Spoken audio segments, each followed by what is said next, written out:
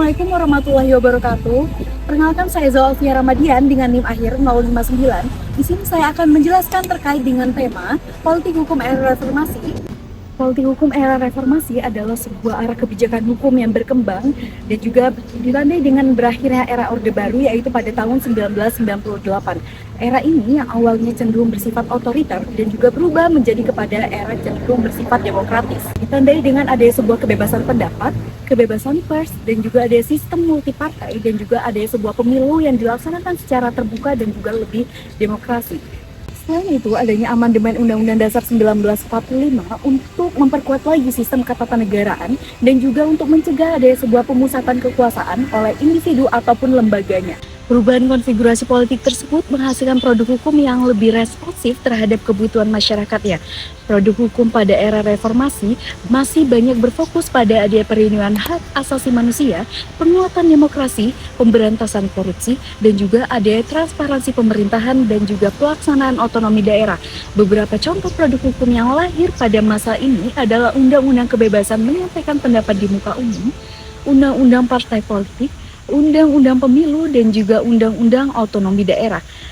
Kehadiran berbagai regulasi tersebut menunjukkan bahwasannya upaya pemerintah itu untuk memperkuat terkait demokrasi dan juga menjamin adanya hak-hak warga negaranya. Menurut Profesor Mahfud MD, mengatakan bahwasannya konfigurasi politik yang demokratis cenderung menghasilkan sebuah produk hukum yang lebih responsif, sedangkan konfigurasi politik yang otoriter cenderung menghasilkan sebuah produk hukum yang lebih konservatif dan ortodoks. Teori ini dapat dilihat dalam perkembangan hukum yang ada pada era reformasi, di mana keterbukaan politik itu memberikan ruang yang lebih besar bagi masyarakatnya untuk ikut memengaruhi pembentukan hukum.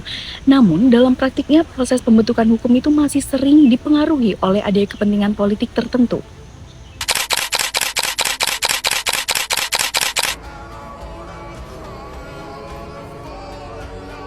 Jika dibandingkan presiden pada masa era reformasi, yang pertama itu ada era B.J. Habibie, yaitu pada tahun 1998 sampai 1999. Beliau memfokuskan pada era pada masa transisi menuju demokrasi, dan juga pada saat itu pemerintah melakukan adanya sebuah reformasi besar-besaran untuk melakukan adanya sebuah kebebasan pada politik.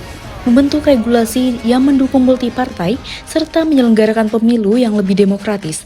Masa ini menjadi fondasi penting bagi perkembangan demokrasi di Indonesia. Selanjutnya, pada masa era Susilo Bambang Yudhoyono atau yang dikenal dengan SBY, beliau menjabat pada tahun 2004 sampai tahun 2014. Ia memfokuskan pada sebuah institusi demokrasi, supremasi hukum, dan juga pemberantasan korupsi. Dukungan terhadap kinerja Komisi Pemberantasan Korupsi atau KPK menjadi salah satu ciri utama kebijakan pada masa ini. Selain itu, pemerintah juga berupaya memperkuat sistem peradilan dan meningkatkan tata kelola pemerintahan yang baik.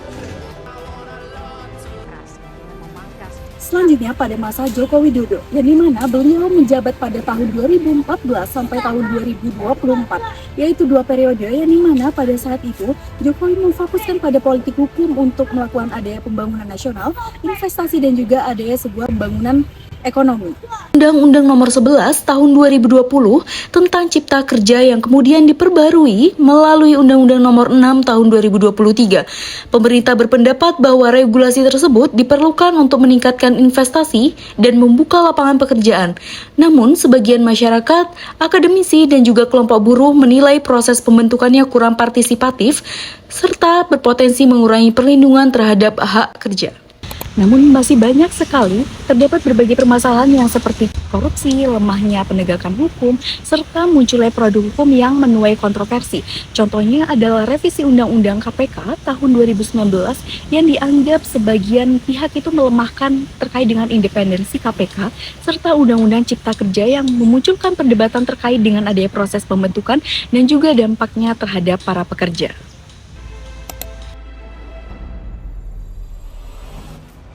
Sekian penjelasan saya terkait dengan tema politik hukum era reformasi.